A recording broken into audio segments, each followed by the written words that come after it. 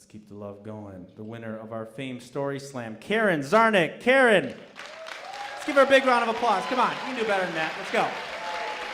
Come on up, Karen.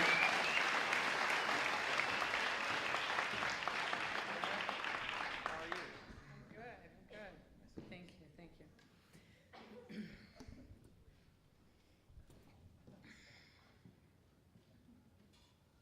2 moms, 4 teenagers, and 10 days out west in a rented SUV. You probably think I was already past the point of no return. Now, my best friend from college, Leslie, and I, we've been traveling together for many years. We have 4 kids, 2 boys, 2 girls, 1 girl and 1 boy each, and they're all the same age. We've been traveling through Michigan, taking vacations at cottages and cabins, and we travel really well together. My husband, he doesn't like to travel, and Leslie's a single mom, so the 2 of us take our vacations together, and we make quite a pair. But Leslie and I decided it was time to take the big family vacation, the vacation of a lifetime, the one that the children would remember forever and tell their grandchildren what wonderful mothers they had. And that was gonna be us. And so we sat down, Leslie and I, and we map quested and we trip ticked and we tour booked, and Leslie said, or I said to Leslie, I said, we're gonna rent an RV. We're going out west. We'll go the Wild West and do the RV thing. She said, RV, I'm pretty sure that stands for Ruins Vacations. I said, all right, I can be flexible. We're like a couple when we travel together. So we got together, we planned, and we set off, and we landed in Wyoming. Now, when we landed in Wyoming, Leslie handed me a hat. It was a cowgirl hat, of course.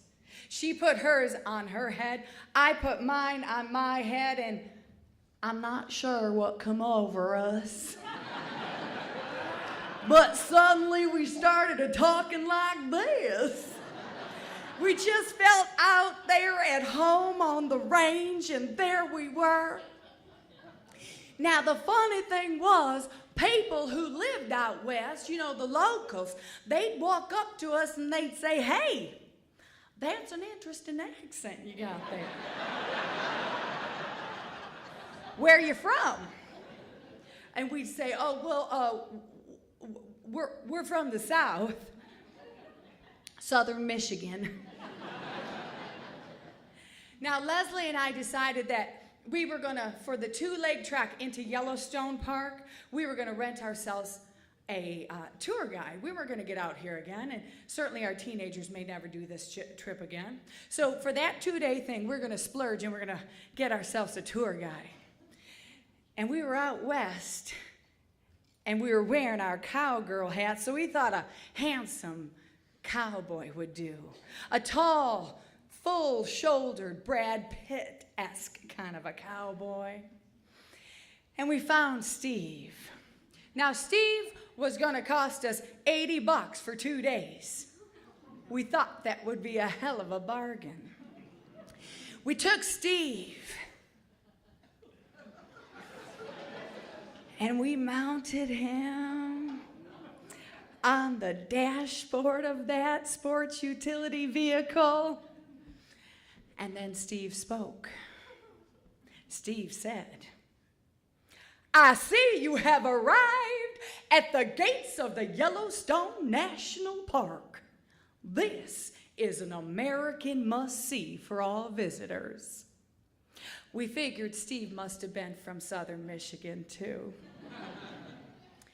Now, Steve was no ordinary GPS. Steve helped to navigate us through the park, of course, but when we would arrive at certain spots, Steve would tell us stories about where we were. He would tell us facts and figures and information. He would give us all sorts of wonderful things. Steve would say, this is a must-see for all visitors. And Leslie and I would pull over that SUV. We were going to stop and see everything. We'd get back in the car after dragging the kids in the backpacks and the water bottles out on a hike, and we'd drive for 5-10 minutes or so. And then Steve again would say, this is a must-see for all visitors. And Leslie and I would stop the car again, and we'd get out of the car, and we'd take the kids, and we'd take the water bottles, and we'd hike for a while, and we'd look at another mud pot or another geyser, and then we'd toss the kids back in the car again. And then we'd get back in the car again, and then Steve would say, this is a must-see for all visitors. And well, you're getting the point. Now, the thing is, Steve said, this is a must-see for all visitors. A hell of a lot more than the teenagers in the back seats seem to appreciate. Aunt Karen, when we heading back to the hotel? Hey, Ma, why do the girls always get to sit in the front seats?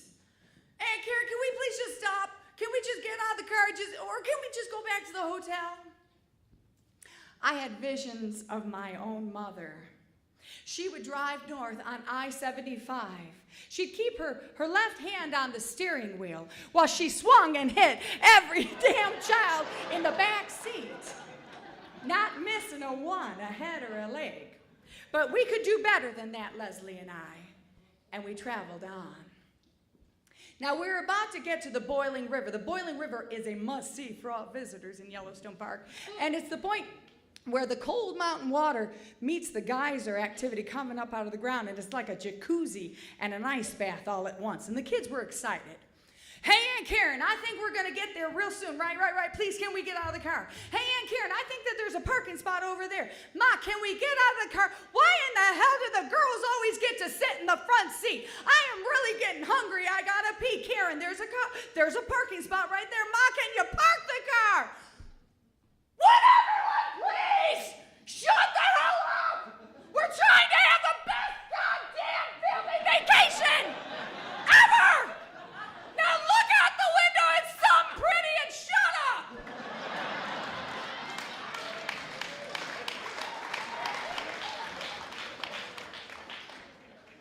And that's when I heard, I see. Steve was about as annoying as that horn is. And that's when I heard, I see you have arrived at the Boiling River. I think she's gonna blow. This is a must-see for all visitors.